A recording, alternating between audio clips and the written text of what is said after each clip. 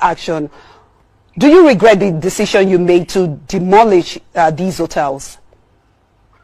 Well, with all due respect, I do not regret the decision we took at the Security Council that we're going to demolish the hotels. Now, you know, in Nigeria, so many people jump into issues without knowing the facts or having the facts at the background. We always act on sentiment, we always act on the emotions. Of course, I understand that. Take, for example, when we signed the kidnappers law that we said, look, if anybody, any kidnapper who owns a building, and we find out that that building belongs to a kidnapper, the government was going to destroy such buildings, we didn't see any of such reaction. We're talking about life and death. And what happened in this case? It's unfortunate. I just watched the video.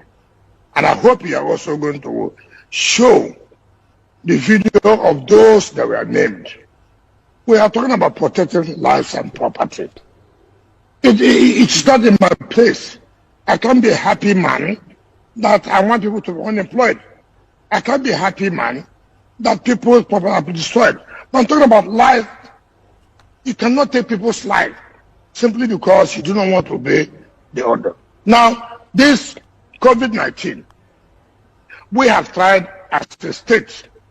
Now look, see what is happening in other states. This state was the first state that locked down the borders.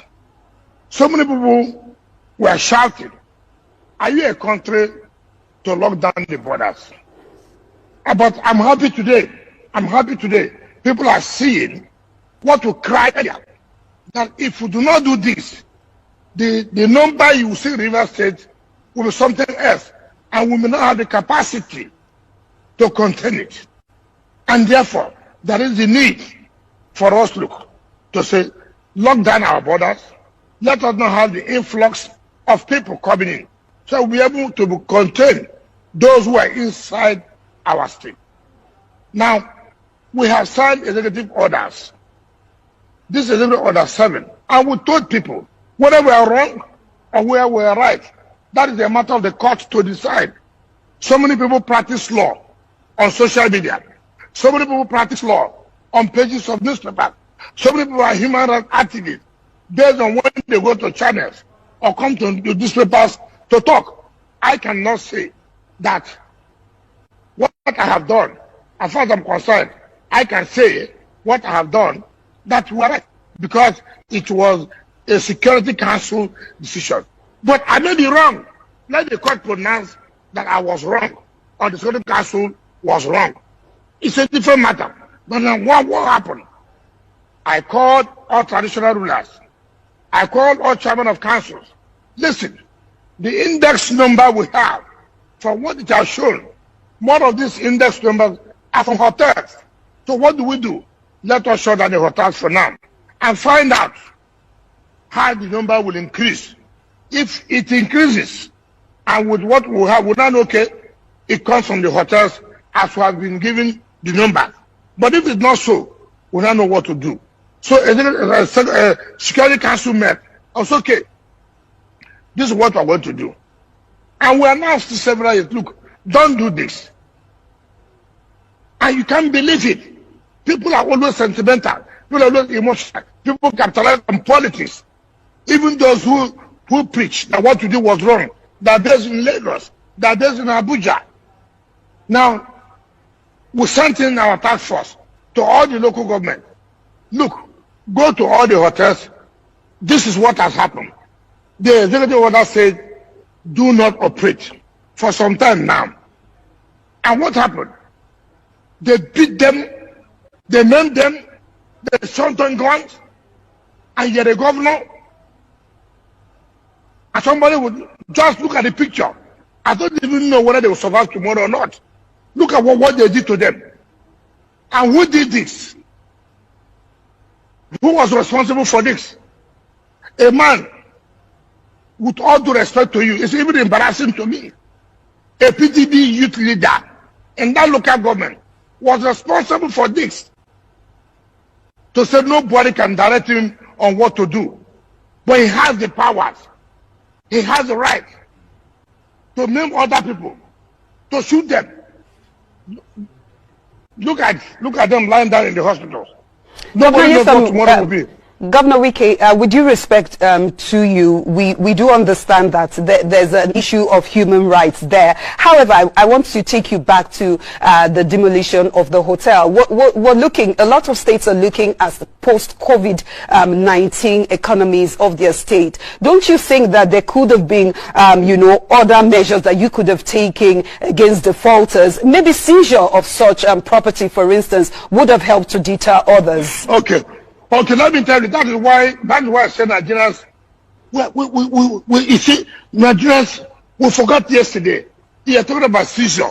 If I seize the hotel, does it not belong to the state? If it belongs to the state, don't I have the right to not demolish what belongs to the state? Assuming what you are saying. I'm talking about life. Look at people in the hospital that were shot. And you are telling me you don't consider another measure of whether seizing the hotel. Let's even concede to that. The state government, okay, we have seized the hotel. But do we have right to say, okay, demolish it, since it's not our property? Let us put some other things there. And people should take life very important. Look at human beings in the hospital. You have the right to carry gun.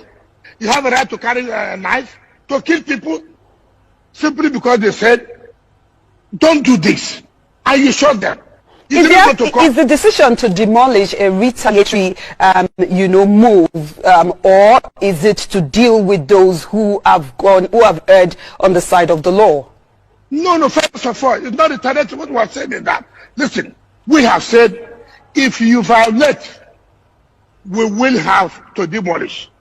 Now, we have even gone beyond. Somebody is now killing people, government officers who are working.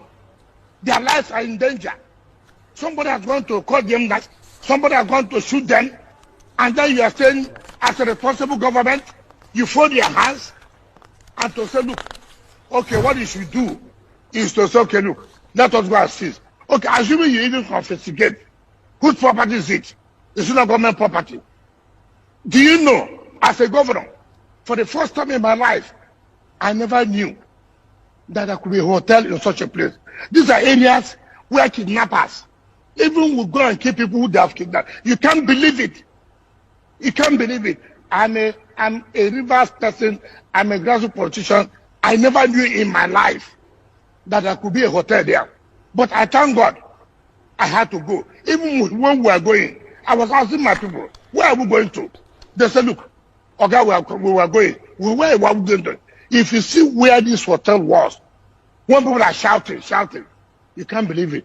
Look, I remember. Do you know the boy? I didn't even understand that this boy had been declared wanted 3 years ago. Unknown to me, 3 years ago. His leg is amputated 3 years ago. And he said, look, nobody can stop him from operating this hotel. As the youth leader would do respect my own party. Assuming it was another party. People would have said, because it was another party. This person local government was inaugurated 2 days ago. And look at the mayhem. Look at what had happened. Now, are you telling me that today, if tomorrow we wake up, those guys are dead? What would you say? I say that I'm a responsible governor.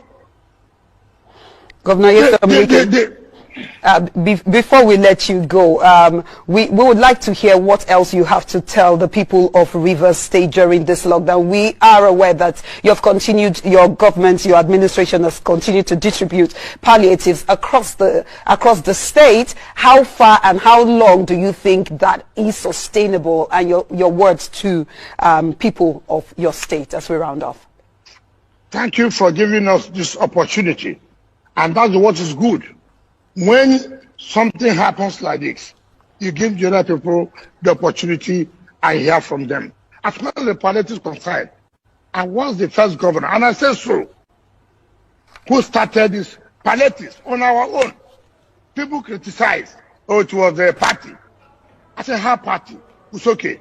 Bring in the media, bring in the civil society, bring in the clergy, let them be party to this narrative. And I can tell you today, in all the local government areas, people are happy of what we have done.